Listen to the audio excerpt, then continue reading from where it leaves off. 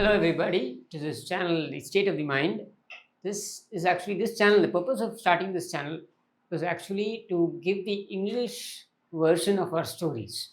We've been talking about so many issues that affect the society, so many issues that are, which you can deem as current affairs, so on and so forth. So in that series, we thought that we already have a Tamil channel running, which is called the IDAMVALAM, but we'll have an exclusive channel. That was the idea, to have an exclusive channel, the State of the Mind, which will have people coming from varied backgrounds and expressing themselves. We will try our best to keep the conversations healthy, to take the conversations in such a way that it helps bring enlightenment to the society. Questions can be asked, doubts can be cleared, and so on and so forth. So let me welcome the first guest. I was insisting when we started this channel, even before we could name the channel, I said my first guest will be this person, because this person is very special to me. And our relationship dates back to 2014-15 when we chanced to meet each other during a talk show. Vijay TV's Nia Nana, I think that's when we met each other. And from there on, she's been a lovable sister who's traveled along with me. And I take pleasure in introducing the one and only Shalin Maria Lawrence. Hello. Welcome, ma'am, to our studio. It's such a pleasure to have you here, because you are always not only erudite, you're also exuberant in your in your expressions, and in all your I've seen all your shows, and I take special interest in watching every time you go on stage, because you'll have something new to deliver. That's your I should say, it's your USP, unique selling point. So having said that, it was only recently that you had made this trip to the United States. So can you explain us what actually was the idea behind the trip? It was a state-sponsored trip. Yeah, it was a US State Department sponsored trip. Yeah, but first of all, Kishore, it's a pleasure talking to you. We've known each other for almost like 10 years, right? And I think the first thing people would be saying, oh, maybe he spoke to her about ADMK. I think he spoke to me about DMK, right? Yes. You met me on that set on Nia Nana and he said, people like you should be there with Kanimori. You remember? Correct. And that was like, it took me by surprise. Because I know, what you were doing, and you had that honesty to go and say, things like that to new people, and I felt really great talking to you. You made me feel warm. And the purpose why I did that, normally why I do that, is because at that point of time you were, trying to whip up support for DMK, which was because you believed that they would be delivering, and I thought that you would be in a set if you were to associate with Kanimori. Yes, I love the way how you focused on women leadership in the first place, right? You truly believed in women-centric politics. You still believe in that. Absolutely. Because I do see your tweets on Kanimori often, right? Yes. Even though you're from the opposite camp, I might say opposite, or you talk about Kanimori all the time. You kind of praise her for her skills and things like that. So I think that's very open and very it's a very broad-minded view what you have. Regarding the IVLP thing, so in International Visitors Leadership Program, so I think Piyush Manush got kind of confused. So he was the biggest critic of the whole tour. Okay. And he was calling me Amit Shah's agent, he was calling me Trump's agent, and he called me deep state agent. And I'm like, what the hell was that? Because I'm just, going there and I'm learning things in media, and I was talking about digital activism, which I do here, right? I am a digital activist. I'm a hybrid activist. So I combine grassroots and, online activism together, and I make the best out of it. I understand. Right. So I think the US consulate in Chennai, they nominated me for this very prestigious program. It's been happening for the last, more than 60, 70 years. It started in 1944. Yes. Indira Gandhi was the alumni, and the current Prime Minister has been an alumni. A lot of people have been alumni of the program. So, I'm very much pleased, that I got selected. But, what happens is in Tamil You Nadu, absolutely deserved it. Yeah, thanks. But the thing is that more than being gauging whether I deserved it or not, most opportunities in Tamil Nadu for me have been cancelled by the people who claim them to be left, especially DMK or DK or VCK. There's a lot of criticism I face. I put in front of them. I criticize their politics, right? I criticize their hypocrisy, and as a Dalit woman, I do Dalit politics. That's what I do. I It's understand. straightforward Dalit politics, and they do not like that. They do not like a Dalit woman talking. So a lot of my opportunities have been scrapped away from me, right in front of my eyes. So this was quite unbelievable and surrealistic that I've been, nominated and been sent. So nobody referred me to the consulate on this. They just watched my work, they observed my work over the years, and they have chosen me. So I was very happy to attend it. It was a 3 weeks program. I was able to meet the United States Department, people who are working there on federalism, policies, foreign diplomacy, and I met a lot of diplomats. And then, I also met with a digital, a team which is being formed under the Trump's government. Okay. Yeah, and I had few tough questions for them on India, on the social media, trends and things like that. And, they were very democratic in giving those answers to me about what kind of news, they are looking at, from India, and all the social media, the keywords they pick up on when it comes to India and stuff like that.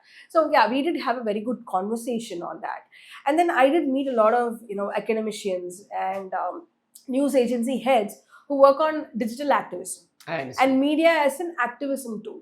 That is something which I work with. So I what kind of work I do, right?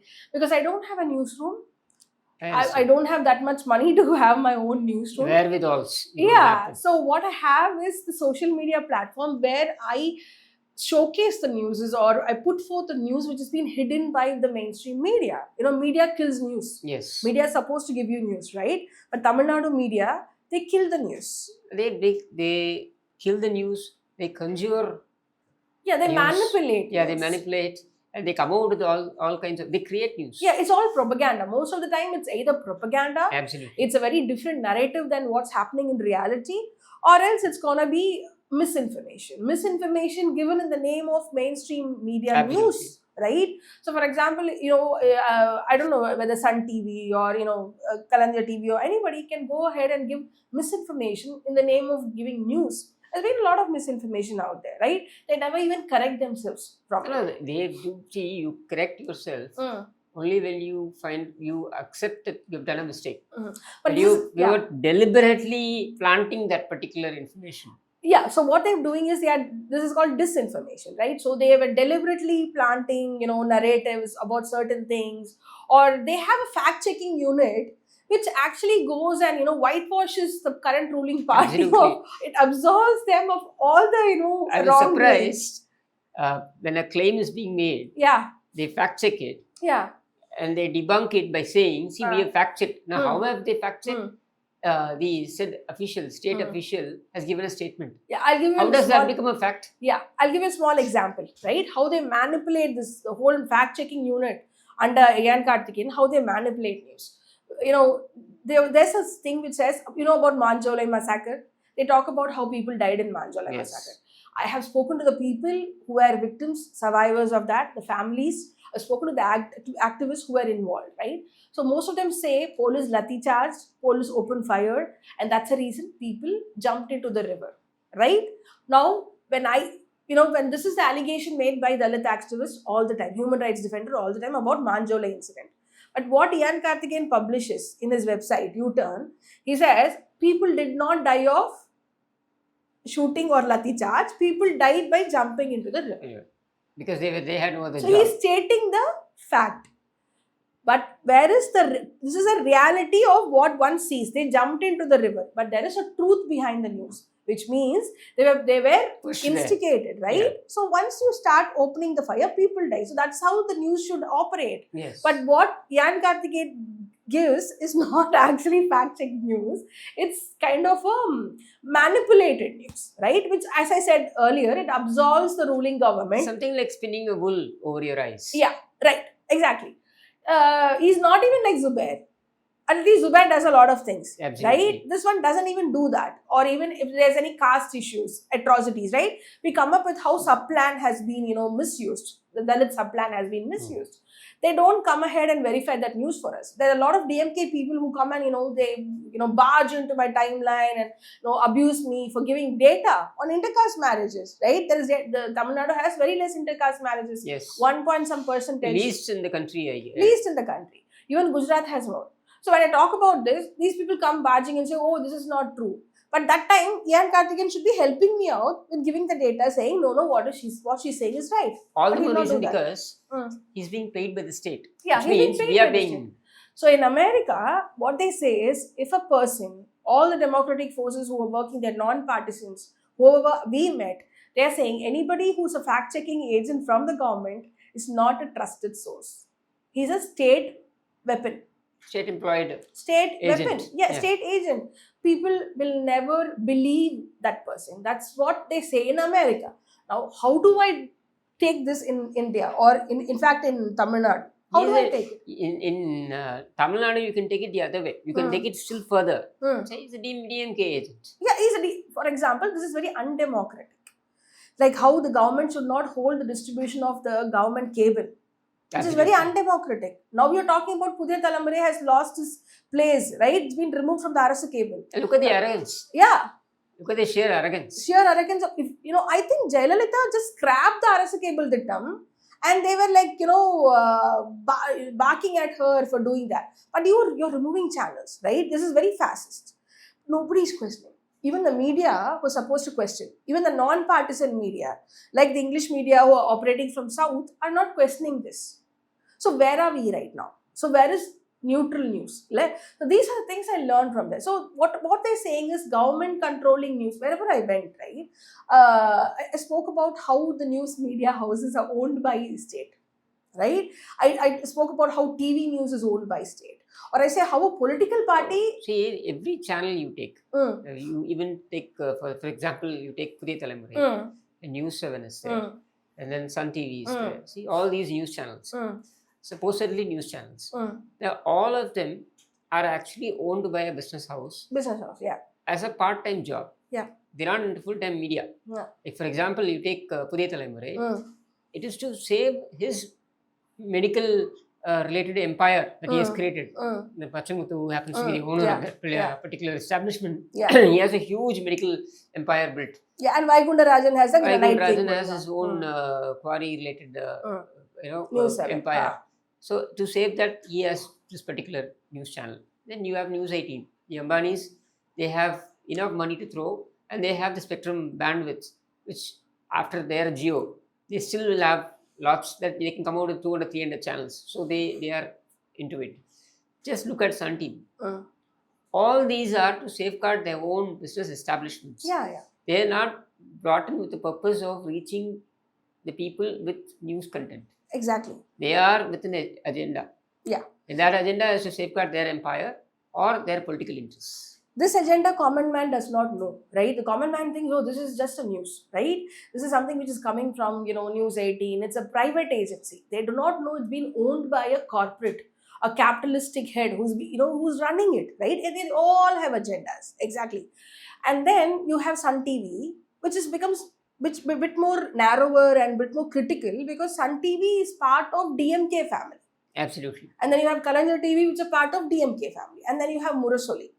And these are all not democratic forums at all. These spaces are their mouthpieces, right? This is something propaganda run by the party, DMK especially. So these are the things, when I went to America and told, these are the people who are owning it and these are people who are running it. And they are like, oh my God, is it true? I'm like, yes. Then that is not democratic. Absolutely. They say, oh, CNBC or, they have CNN, they have Fox. It's been operated by political, agenda. They're accepting it. But they're saying directly no political party owns a channel here. Yeah.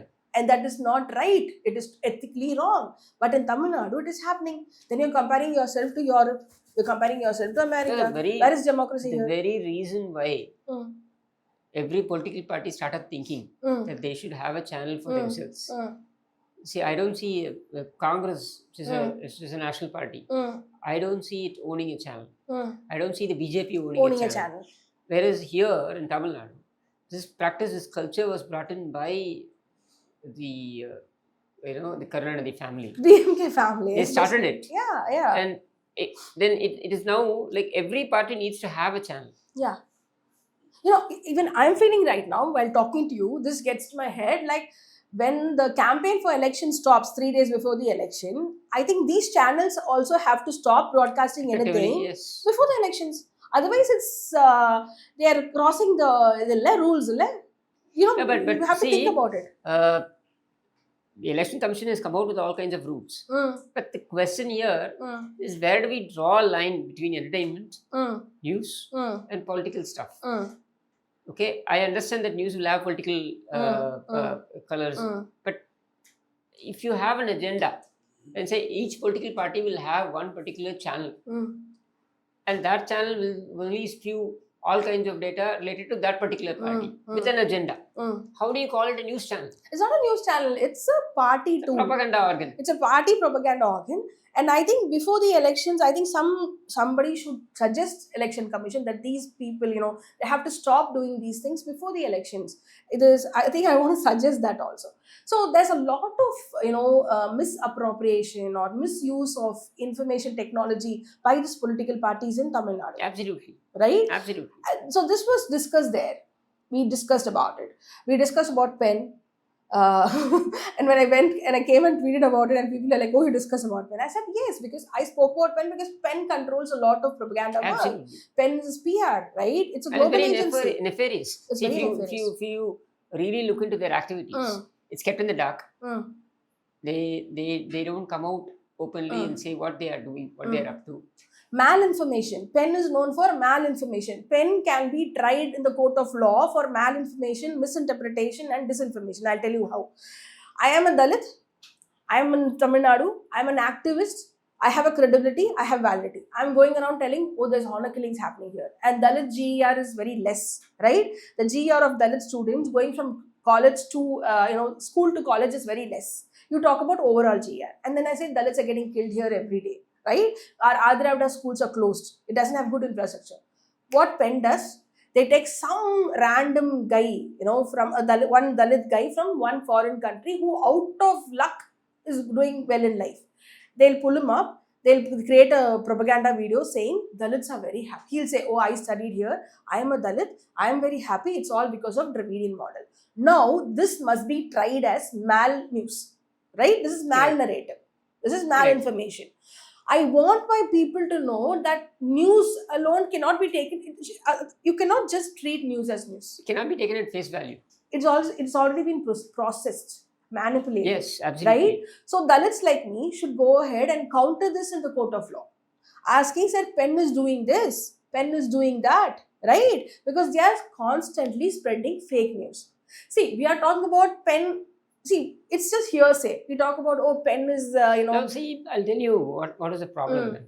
Or Penn has come to be. Now, what happens is every party will start thinking that they also require such an organization. Yeah. Now, where is the end for this? Yeah. See, you do not run politics on the basis of sheer manipulation. Now, one can argue to say that politics is about manipulation. Yeah. Well, it's just not about manipulation. Manipulation could be one aspect of it. It cannot be the only aspect. Now, that is what is happening here in Tamil Nadu now. So if Penn is organized by or is being run by the son-in-law, then you will have ADMK coming out with its own set of organization. Then you will have all other parties following, just like how the channels. See, now today you have Madhimugam, which is MDMK. Then you have Captain TV, which is Vijaykanth. You have Velicham TV, which is VCK. Vayender is also there. Vayender for his own party. And you have, what is that? Makkal TV, which is PMK. So every party needs to have an organization. Isn't it shocking, Kishore, that the news what we are consuming is actually not the right neutral Absolutely. news? It all started as a joke. See, when Karnataka was arrested, you had Sun TV with showing visuals of him howling. You have Jaya TV showing visuals of him laughing. Both were two extremes of thing. particular news, but they were being bombarded. So people started saying that, okay, JRTV is going to give the ADMK side of the news. Sun TV is going to give the DMK side of the news. So where do you go and see the neutral news? Being influenced is also another level. That is where in 2011 you will find that when Jayalalitha became the chief minister, you will find that she allowed Tandi TV to come in. Then Polymer, Tandi, Pudhiya Thalaimurai, News 7, News 18, all these channels came. But what has happened is, effectively, they have become extended arm of another capitalistic entity. Anybody can pay, get a news cooked. And they sell packages. Can you believe it? They actually sell packages. If Vijay is, for example, Vijay comes out on a Saturday and takes a tour. So right from morning 8 o'clock when he leaves the house to the time that he returns, it is considered a package. So there'll be live commentary and he'll be tracked and it will be broadcast. And there's no ethics at all in this. And this is one of the reasons there's so much of crowd that day is one of the reasons that these media houses were rushing for TRP, including Sun TV. That happened on that day because I've been observing, right? Another thing is that when you're giving an example of, packages, even Dinagaran, the Maran brothers' own newspaper, it carries advertisement of Modi and advertisement of BJP on the full front, right? That's how it's more than nefarious. It's pure evil, right? It's all business, but they also do politics. They also manipulate the news. So somehow I'm actually coming to the point is like somehow I'm feeling where are my people getting the right news, right? Except for Tandi or Malay Malar or something like that. Even that can be manipulated. If the state is going to give advertisements, they're going to survive on those because print editions have now, the circulations have gone down. So for print editions, they need money. So what they do is they depend on the state advertisements.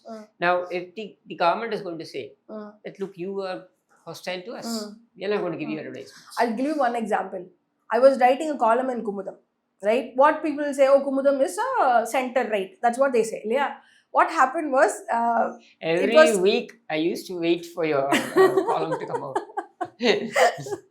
What happened was, thank you so much. What I did, I think my column was the biggest, longest running, 72, week old. Only Jnani had that thing. As a Dalit woman, I got that opportunity. A lot of people didn't like it, especially from the Vigadan team. They called me and they conspired against them. I was like, no.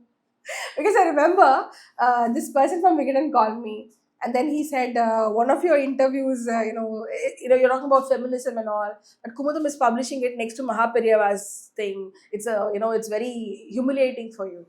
And then I called up the editor and I said, sir, this person is saying this. And he said, you should be feeling proud of yourself, Shalan, because next to something which is very conservative, I'm publishing your democratic views, which is so beautiful, right? Correct. You should be very happy. I think that person doesn't like you writing for a magazine. That's why he's doing that. And I found out, the intention of the guy. Why I'm saying is, when I started writing it when ADMK was in power. I was very critical of ADMK too at that time. But I had the freedom to write about BJP and ADMK. They let me. They never used to censor that. But as soon as there was a regime change, as soon as DMK came to power, the editor called me and he said, Shalan, you have to censor your words about DMK hereafter. You have to censor your thing about writing about DMK. It can't be very harsh. It can't be very critical. So you have to take a stand. Then I'm like, okay. It was very hard for me, but that is the time I realized how much DMK has influence on magazine, which is not just left, but also center and right. You got the point? Now, DMK plays this fool with people saying, oh, we are very leftist. They're not leftist at all. DMK also center, it's not even left, they're center. Okay? And DMK influences these magazines. DMK, they constantly get in touch with these. I think Duklak was one magazine which was brought against this whole evil intention of Karunanidhi, right? That is one thing which... 1970s. In the 1970s. I think Cho went and he was like, no, this is not happening. In fact, they attacked his office. They ransacked his office. They all happened. Yeah.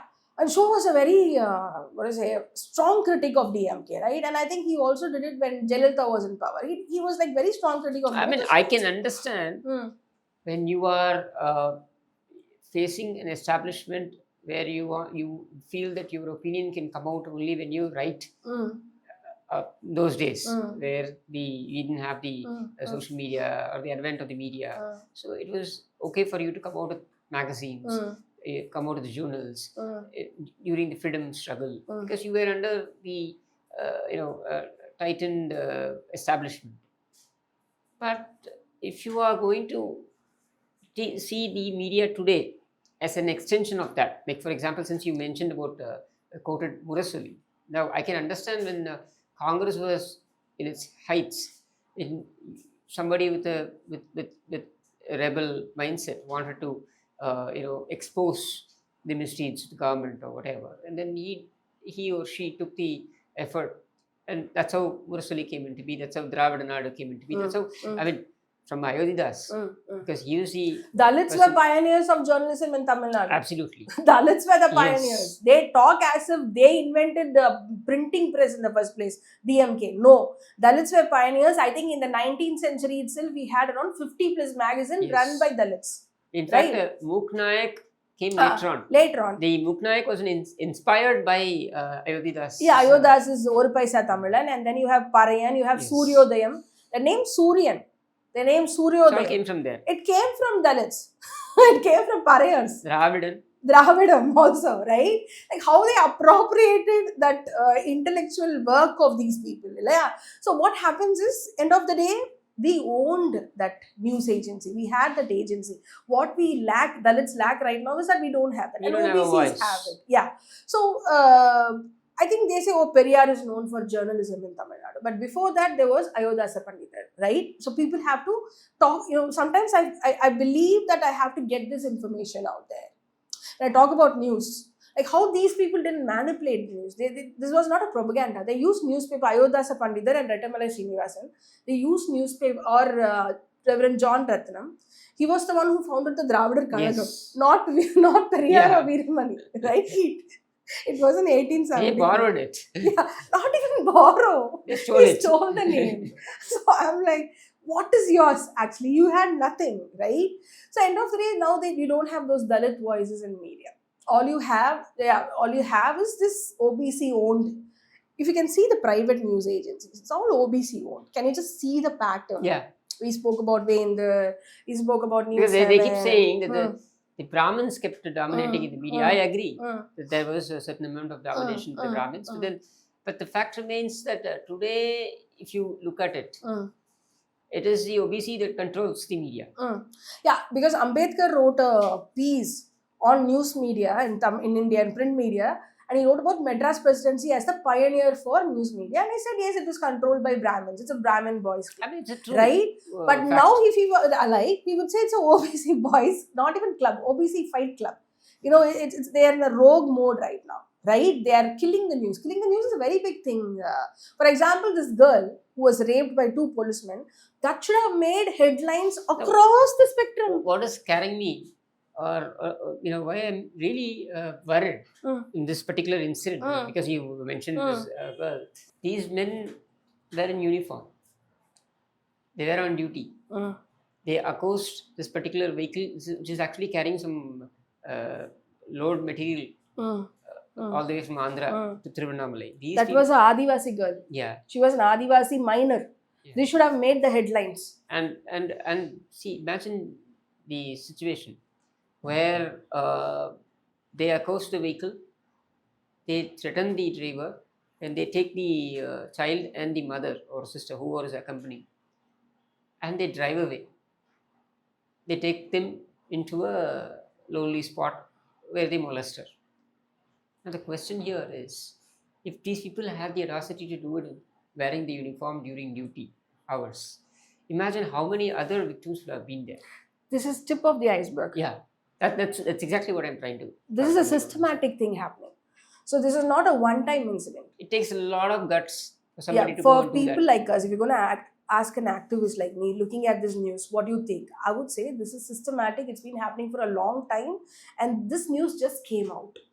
Right? So behind this policeman, right, there might be 10 more cases. this particular post. Absolutely. And Right? what about those people who probably did not have it in them to come out and speak? Yeah, because the system is against the victims. They can't even come and give a complaint. Where will they come and give a complaint? And- Against the police at the police station? And in this particular establishment, you will find victim shaming Mm.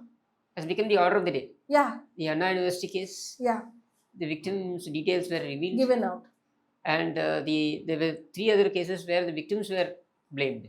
And today the video of that incident, rape incident, has come out. It's come out. Yeah. Oh my God. See, this is what they're doing. They're constantly threatening the victim. We've been seeing it for the past 5 years, right? You see, I've been a very big critic of ADMK government. I've been a critic of BJP. I've been a critic of DMK. But today, what I'm seeing with DMK from 2001 to till now is the perpetrators go free. It's because the system is constantly saving them. Because DMK is constantly saving its face. DMK doesn't want to, it has an ego. DMK has a power ego. It's a male ego. Stalin or the whole party has a male ego. They don't want to be held accountable for things happening. You're governing, right? You want to do propaganda of sambar. You want to do propaganda of free But things. look at the stage where they do the propaganda. Yeah. That's supposed to do something, something having to do with education. Yeah. Will I let my children go and stand in a stage and say, thank you CM for sambar, we don't have anything in my house? Will I do that? No. I'll say, let me die. They made kids say that. Yeah, they made the kids say that. There's something called dignity of the kids. And they said, we don't have money, give us 1,000 rupees. Whose 1,000 rupees is that? That's my tax money, da. Correct. Why You're not giving it why should I appreciate you for that? And why would Anmol Magesh cry over that? Absolutely. I don't know. Why did he even cry? We should be crying. Yeah. Because We should be crying those because kids of are, even after 60, 70 years of your Yeah. so-called Dravidian rule, there are people here crying out for 1,000 rupees. And you people are swindling thousands of crores. See, one of the pioneers of the people who started, noon meals are from the MC Raja and Dalit leaders. But the one who actually took it to another extent was Kamaraj, right? Even now, if we're going to ask who did who got this noon meal thing happening, people will name 2 people, MGR and Kamaraj. Yes. That's for sure, right? But did they do this much of propaganda? They didn't do this much of propaganda. They didn't require it. All they did was just an opening session and they ate with the kids and there's one black and white picture. That is enough because the action talks. The children who benefited spoke about it to people by word of mouth. They did not call an event management company to do a 100 crore event at Nehru Stadium where you call actors and TV thing. That it happened in 1940s, 50s, 60s. Correct. How did they manage to do it? Because of sheer love for the people. Absolutely. They were socially conscious. They gave to people, but they also conscious that they should not bring the dignity of the children down. They did it.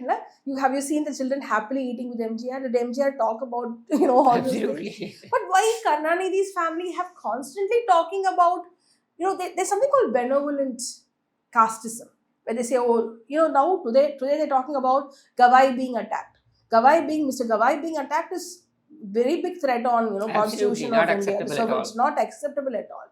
But yesterday Stalin put a Twitter saying tweet saying I highly condemn it. But at the same time, I'm thinking about this hypocrisy. R.S. Bharati went on the stage and said all Dalits, the Dalit judges in the court, Madras High Court, is because we put Bhiksha, right? We gave the Bhiksha to Dalits. The DMK gave the Bhiksha. Both are same. You might think using a shoe is violent. For me, that is violent. And calling my merit as Bhiksha from DMK is also violent. Absolutely. And DMK has to understand that. Not many people know that judiciary does not have a reservation. Judiciary doesn't have reservations.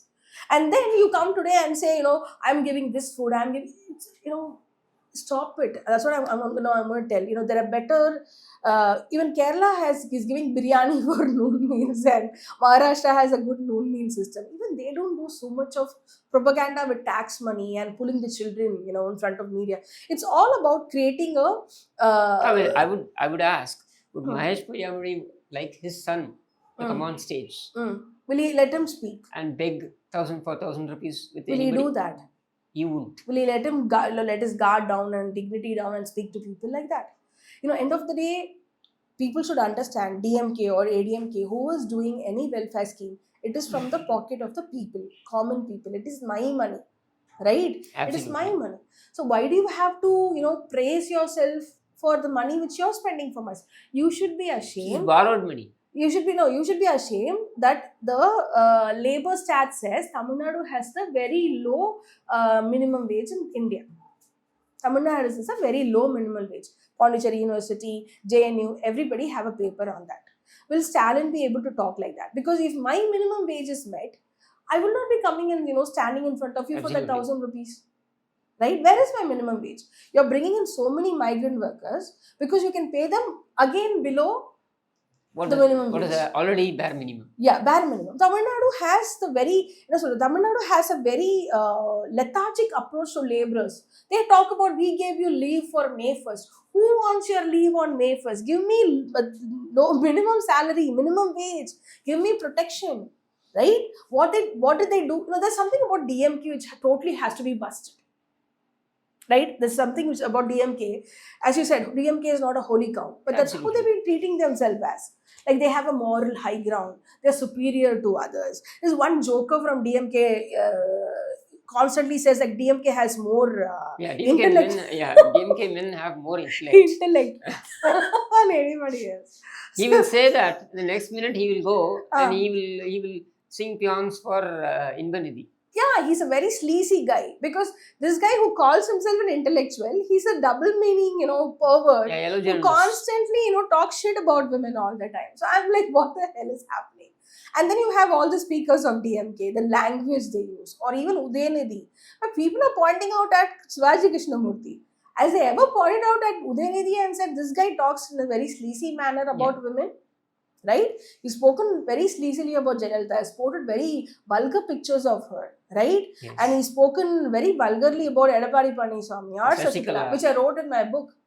I'm not even an ADMK supporter, but end of the day, it hit me so badly that how can you even make such perverse comments on a stage? No, look at his mindset. Then.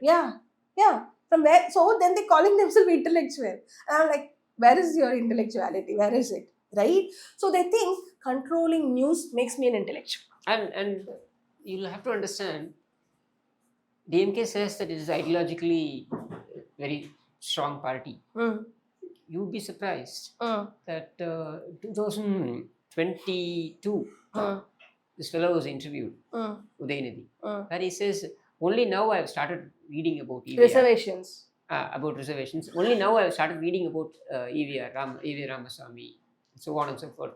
Now, my question is, I can understand, but out of that honest reply from him, what was the qualification that he had to be put as a youth wing leader or as a one of the senior most positions in the party, when he says that he himself is reading about EVR only now? Now just think about all those people who have been speaking about EVR, who are speaking about Karunanidhi, who are speaking about Annadurai, who carried the flag, who carried the ideology, all those people are left behind, and this chap is put in front. Don't you think this is like a serious threat to democracy? It's not even a threat to democracy, it's a threat to DMK itself. Because end of the day, someone who with no knowledge about social justice or no knowledge about society or reservations or caste, that person is going to be the chief minister of Tamil Nadu tomorrow, positively, probably. That is the most demeaning thing that can happen to DMK itself, because people will just I don't want to use the word, but people will say, oh, this is your person, this is Kalanjar's parent, Kalanjar's pota, who doesn't even have idea about caste basis. No, he cannot, because he's been he was right from his childhood. He would not have seen pain of hunger. They don't know. They don't know. They have not gone through first-hand pain or suffering. Absolutely. Right? And they had a life of privilege. Can anybody come out and say who's the Ayodhidas's offsprings? Can anybody say? No, they're not there. Offsprings of MC Raja? No. Offsprings of Kamaraj? offsprings of MGR, Jayalalitha, Annadurai. This is one pakka evil social engineering what DMK has done. It's not just, DMK has spoiled the spirit of Tamil Nadu, DMK, but the whole people itself. For example, they are very low average people, low IQ people. Or I will not go ahead and say IQ, I'm sorry for that.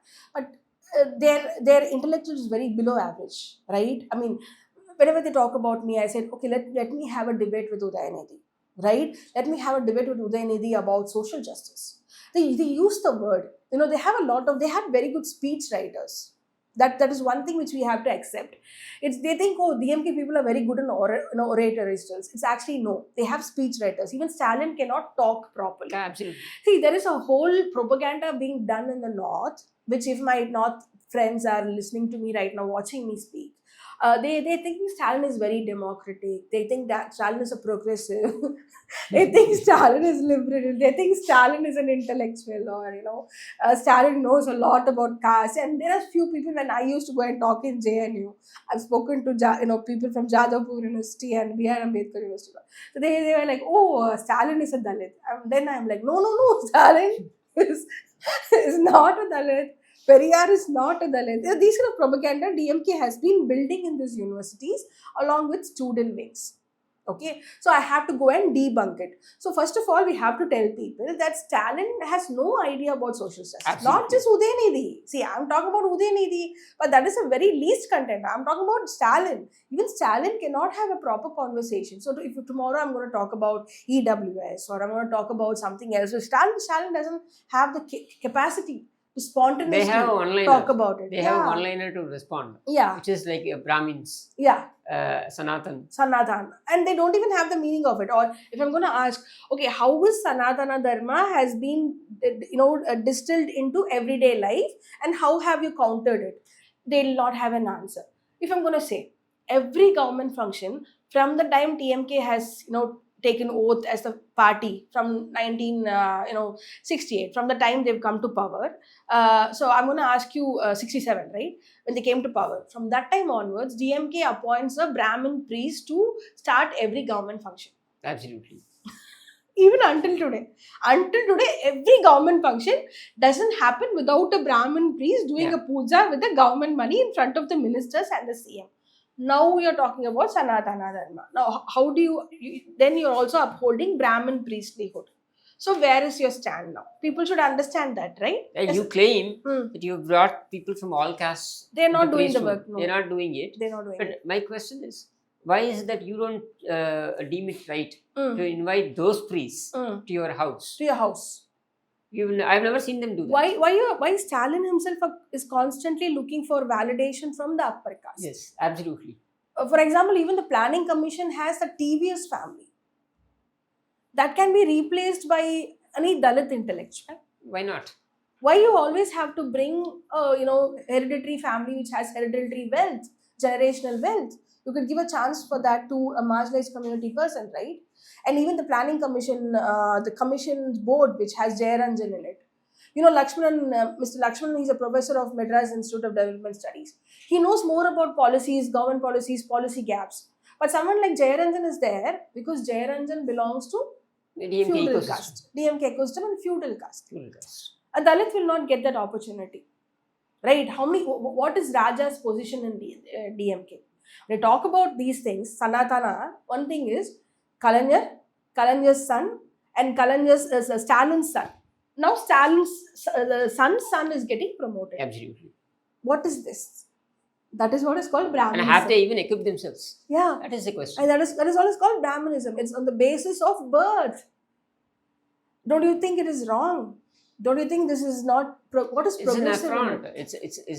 It's completely an affront. That is why I said I gave a list of all these leaders. And they don't even put their women in front. Kanimuri sent to MP, stay there, that's all. Kanimuri can't take lead here. Right? Yeah. And Stalin's daughter cannot take a lead here. Then they say, oh, she doesn't have any interest. But they can say a lot of things. DMK is very patriarchal. Why? Even Udayanidhi did not have interest. Yeah. He was pushed. Yeah. He was half-hearted. He himself has come out and said that. DMK chest thumbs with male offsprings. You have to see the pattern. That's how it's been. ADMK has had a woman leader, 2 women leaders, Yeah. right? ADMK had 2 women leaders, but DMK does not have anyone right now. Kanimozhi is just a mouthpiece, or Kanimozhi is that whitewasher. Whenever DMK does something wrong, Kanimozhi will go there and whitewash and come back. She has to go and do the Reparations, damage yeah. limitation. That's it. So DMK is very patriarchal. It's not that DMK is not just upholding Brahminical values. DMK is also very patriarchal. So when they talk about anti-caste, it doesn't happen. The reason why they hate Dalits and they call us like blue Sanghis or whatever it is, the way they talk bad about Mayavati, right? Or the way they slandered Armstrong, the way after death, they Yes. slandered him, Especially calling him a rowdy. when his body was lying in state. Yeah. That was when they were going about slandering him. Slandering him, calling him a rowdy. You know why? Because these people are not anti-caste. Dalits are anti-caste. We are showing a mirror to them that, dude, you're not doing anything. And they're feeling very insecure. They're feeling very insecure. And that's the reason they're constantly attacking Dalits. They were body shamed Mayavati. Yes. They, absolutely. slut shamed her. The character assassinated her. Sitting in Tamil Nadu. What's the use? And Mr. Tirumavalavan has been a mere spectator of it. Has ever Tirumavalavan turned to Stalin or DMK people and say, hey, don't talk about my people? Like, first of all, this brings to a point where who are Tirumavalavan's people? The only successful thing the so-called progressive DMK has done is transformed a good Dalit Panther movement, which transformed into VCK, into something which is non-existent, which is of no good to anybody, not just Dalits. VCK is of no good to anybody. It is just there so that a few people can become MPs. Yeah. And What's the use? That's about it. What's the use? I was just the other day I was just writing about this, where I said 99 I remember Tiruvavalavan contesting for 2 seats within the alliance, and 25 years later he's still there in 2 seats. With 2 seats. Ishwaran gets more score in DMK. Kukumakkal Katchi gets more score, right? And then you have smaller parties. Even PMK gets more, benefits, even though it's not within the, coalition. Absolutely. So I think assertive leaders, Dalit leaders, have been eaten up by DMK. Just like how Muslim leaders were eaten up by DMK. Yeah. They're not talking about there are a lot of issues in Tamil Nadu. Muslims not being given homes for rent. The Dravidian speaking people, the Dravidians, what they call as Dravidians, don't give house for Muslims. But have you seen any Muslim leaders coming and fighting for it, asking for it, talking for it? I am talking for it. Certain people, a Christian is talking for it. But those people are not talking. But they get away blaming the BJP. See, the easiest escape route for them is show the BJP and say, see, if you people don't come with me, BJP will come in. You know about the preventive arrest after the 96 bomb blast? All the preventive arrests, who's been arrested? Muslims being The arrested. 98 bomb blast. Who arrested them? DMK. DMK. And they are still in prison Yes. for 30 years, 40 years without being tried And itself. DMK is now opposing their release. DMK is opposing their release. Tirumavalavan was asking for their release until 2 years back. Now he's not talking about it. DMK is opposing their release. Now, where do you stand? Is the question I'm asking. Where do you stand? And most of it, when they talk about, BJP is going to come. That's the way Dalits are shut. We are shut down over here, right? We are silencing, BJP is coming, BJP is coming, BJP is coming. My first question is, BJP was brought into Tamil Nadu by DMK. They were friends from Jansang time. Yes. Even before BJP was formed. They were together during the emergency. Yeah. NTR, right? VP Singh, Karnanidhi, they all had their dreams. Karnanidhi had a dream of becoming Prime Minister. And they did a lot of stuff for that. Yes. Right? They didn't do stuff for Tamil Nadu. They had power. They were power hungry. They wanted 3 ministries. They went power hungry. They aligned with BJP. BJP has been having the same values for a long time. Correct.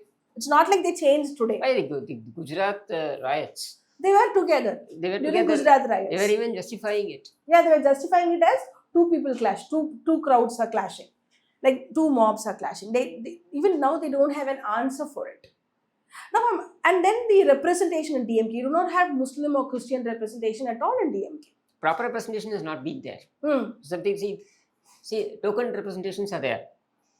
But those token representations does not mean anything. I'm saying even the token is very minimal. Absolutely. It's very meager, right? The number is very less. So DMK itself is a Hindu party. DMK is a majoritarian party. DMK has never been a secular party as it claims.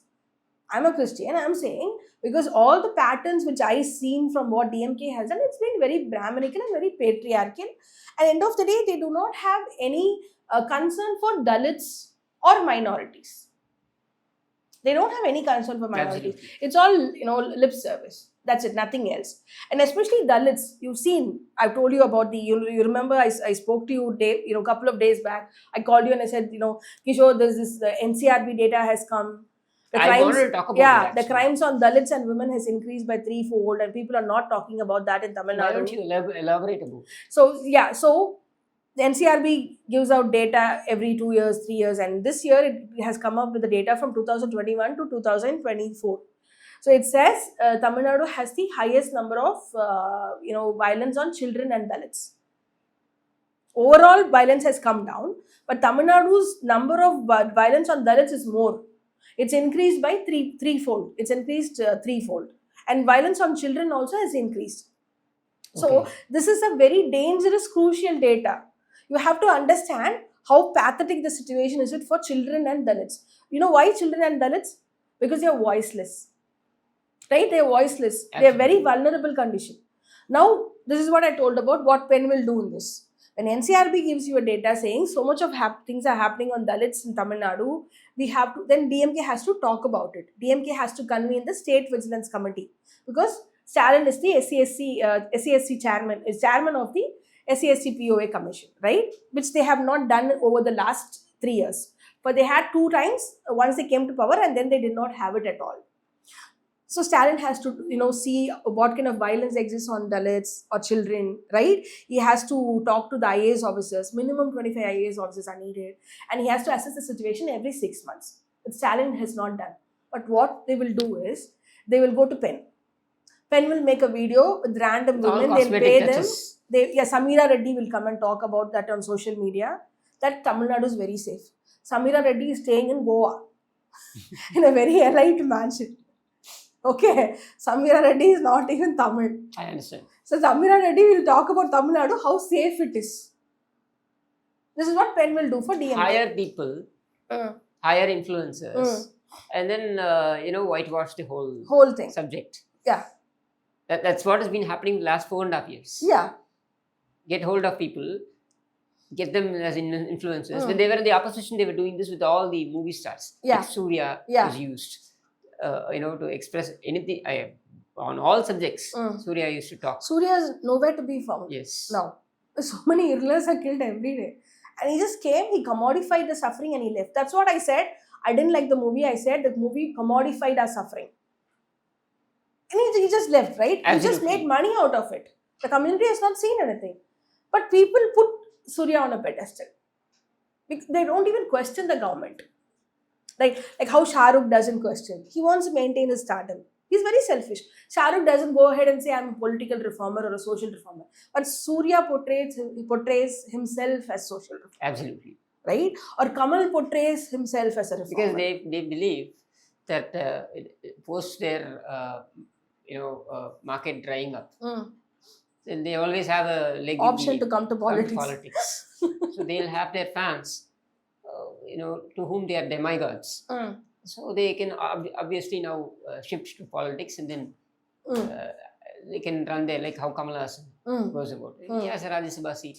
Who cares whether his party is going to win or not? He doesn't care about it. He was able to prove with the 60 years of hard work that he put in the industry. Nobody's going to question that. This is hard work in the industry. That, as an investment, he wanted to convert it. So he came into politics. People started thinking that, this man is going to become the chief minister. He was throwing the torch at the TV, breaking it. Waste of a torch, waste of a TV, waste of everything. So, and then he ended up with some 4%.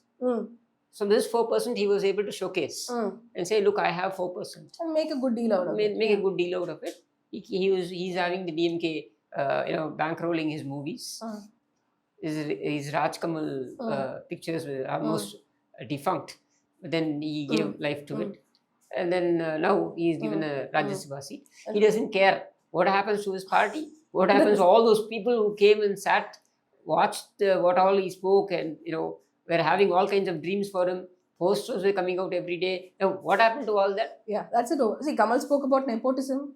Kamal complained about corruption. Kamal complained about, a lot of things about DMK. Did anything change about DMK? Nothing. It's just gotten worse. Yeah, it's gone worse. But Kamal is very, comfortably sitting there because Kamal is almost like Udayanidhi only. I don't know why the hell they would give a Rajya Sabha seat to him. There's another category where he can be nominated like Ilayaraja, right? Correct. An artist can be nominated. But Kamal as a politician, he doesn't, he doesn't deserve that. Because he's someone, Udayanidhi told about, I don't know about reservations.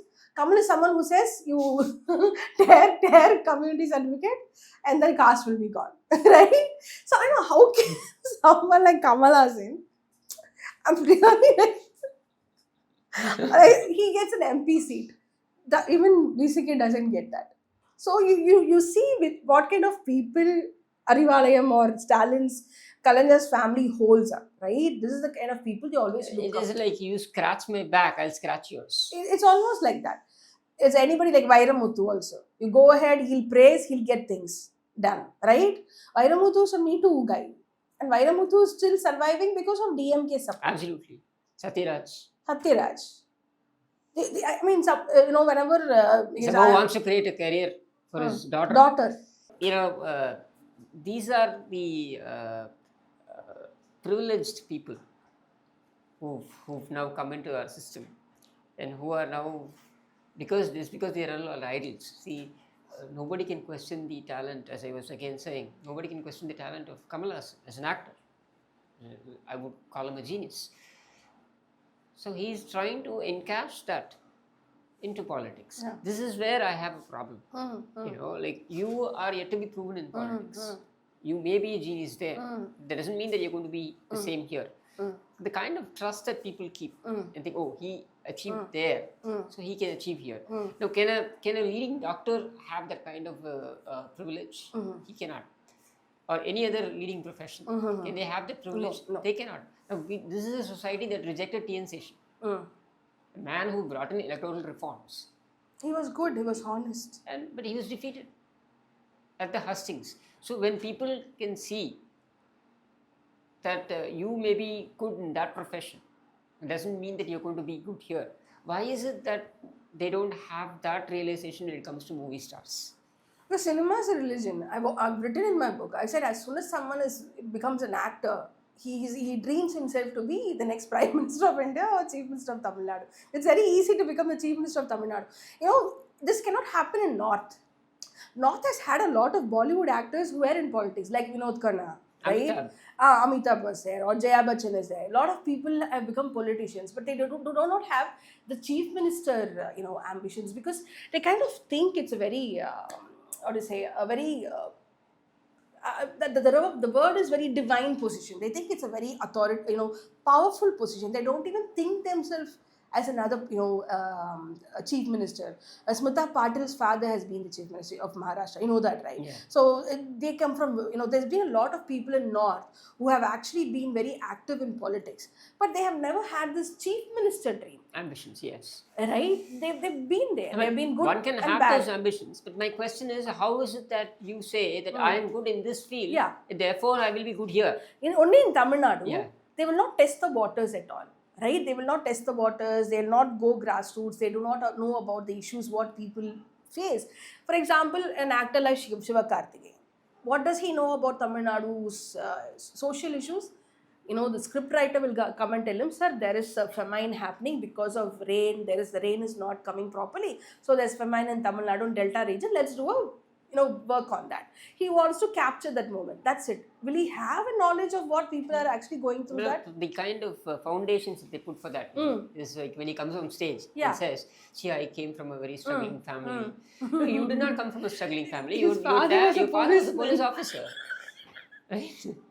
So there's a question of you coming from a very and Dhanush comes out and says, Yeah, "No, see, yeah. we were struggling for food or something Mm. like that." Well, now we were bought Yeah. a house in Poet's Garden, man. I think these people love power. Most Absolutely. of the Tamil South Indian actors, especially, they love power. The Andhra people also, the Andhra Telangana ones too, the Telugu actors, they love power a lot. And as soon as they get that affection of people, right? As soon as they get the people are like bowing before them, or they showing so much of see, what I've been observing as a cinema writer, because I've been writing on cinema for a very long time. For almost 10 years, I've been writing on cinema. I published a book on that also. So, in that, there is a chapter on how the mass actors, because in India, cinema is religion, right? Cinema is considered as religion. NTR was Ramar and Krishna in real life also. Whatever he portrayed on the screen, he used it for his popularity in politics also, right? But MGR is the only one who never used that. MGR was a politician who came to cinema. Correct. Right? MGR was in Congress, MGR was in, Tika, then MGR moved to DMK, and he formed ADMK. MGR was a person who suffered. He had no food, right? He was an expatriate. He moved from, here to Sri Lanka to here. MGR was more close to the LTTE struggles, right? And then MGR knew what hunger felt like, and he wanted to get that away from people. Right? He was a politician. He did a lot of things to sustain himself as the Chief Minister of India, Tamil Nadu, and he sustained himself as a successful politician by doing a lot of things. I'm not going to deny that. I'm not going to whitewash him. But MGR knew the pain. But these people does not know the pain. Surya's an nepo, right? Karthi is a nepo, and all of these people are nepo kids. They won't have seen poverty. Yeah, they're not even from the marginalized communities. They come from very feudal, privileged communities. The directors also come from a very feudal system, and they have very good, relationship with these directors. That's why they constantly use the farming as a tool. Most of these mass heroes will do one movie on farming, because they think if they can cover the farmers or the feudal caste, they can cover the politics of Tamil Nadu. You got the point. That's what they always think. So as soon as they start losing that grip of fans in cine industry, they always keep their political thing open, so they can shift here. Yeah, most of them, see, they might get offended, but a lot of them are megalomaniacs. They like the praises. They like the people pouring milk over their cutouts. They like the fans cutting their wrists for these actors. If they wish this could stop, they could have done it long time back. It's become like an industry. Yeah. See, this fans, the fan clubs, it's become more like an industry, where that's the way they survive. No more are movies about you create something and you somehow get people to like it. It's become like mechanical stuff. Now I'll come out of the movie, I'll have a few punch dialogues in the movie, and I'll have this system of fans. I will get them to crowd the theaters on the day one, and 3-4 days we'll have the euphoria, and we'll move on to the next. Yeah, for Tamil, they know the pulse of the Tamil people. They know the Tamil people love their politics, they love their cinema, and they're going to combine it together, because Anna was in cinema, Karnanidhi was in cinema, and Janaki was in cinema. All are chief ministers, right? Stalin also has acted. Please, let's not talk about it. Yeah, let's not talk about that. Yeah, even Stalin has acted. Now Udaynidhi also. They know that Udaynidhi cannot act. But why would they send Udaynidhi to act in movies? It's because it's not because he's going to get national award for it. They knew that for sure. They have to get his name plastered. They want to get his name. It's like a sentiment. Let him be in cinema. Let people see him. Then he'll be easily available for politics also. Because cinema gives you that platform. It gives you that spotlight. Okay? It makes you glamorous. Why I'm using the word glamorous is because they're using it against Vijay. They're using it against a lot of actors who come to politics. Oh, glamour, glamour, glamour. DMK talks about glamour. DMK has sustained itself on glamour of their male politicians. Absolutely. The charisma of their male politicians, right? It was MGR, and it was Karunanidhi, and then it was... MGR used his linguistic glamour. There's something which I can write a paper on that. right? He uses linguistic grammar. And then they used a lot of actors for campaigning and all those stuff. They use glamour for everything. They went to Radhika campaign for them, right? And S.S. Chandran was part of DMK. Khushbu was part of DMK. They relied on cinema glamour for votes. They set the path. They set the whole thing about bringing actors for campaigning. That happens only in South India, especially in Tamil Nadu. It happens in full fervor. So what happens is they are actually created this politics into a glamour industry. DMK is nothing but full lights, action. Yeah, I know.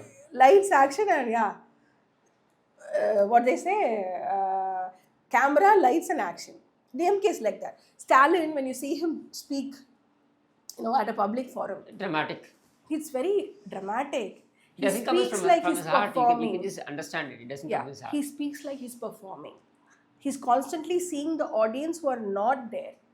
He knows that the cameras are facing me, so let me perform. I can also say that about Modi. Modi does that. Stalin does that. Right? Now Udinidhi is doing it. They're all performing. They're performance artists.